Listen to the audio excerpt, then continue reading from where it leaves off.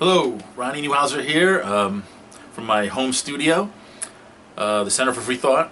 I wanted to do, first of all, some of you who do know who I am, the few that know me, probably know I've been doing this original music thing for a really long time, since the early 90s.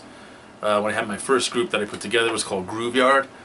And then a few years, that went to the mid-90s, and I kind of moved on to kind of the projects that I'm about now, which would be the first CD release of that was the Congregation Against Agricultural Brain Damage, and that kind of set the whole thing off for the groups that I have, which kind of grew out of that CD.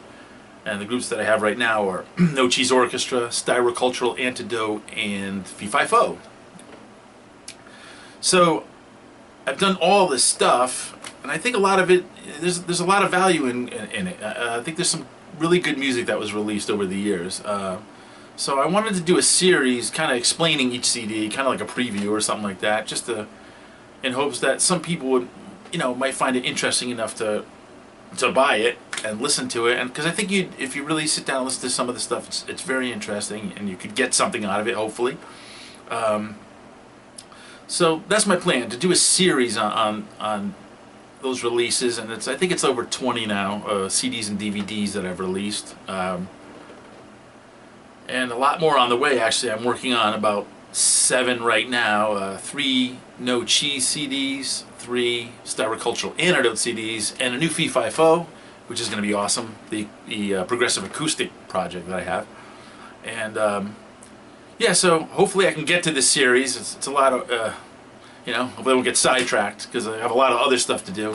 The other thing is just like, since I've been on this, in this area, New Haven, and never got signed, or whatever. I don't know totally the reasons why. Part of that may be me, because I'm not the biggest advertiser. I kind of like spending more time on the work itself, and you really do have to spend a lot of time trying to get a label. And of course now that whole thing has totally changed.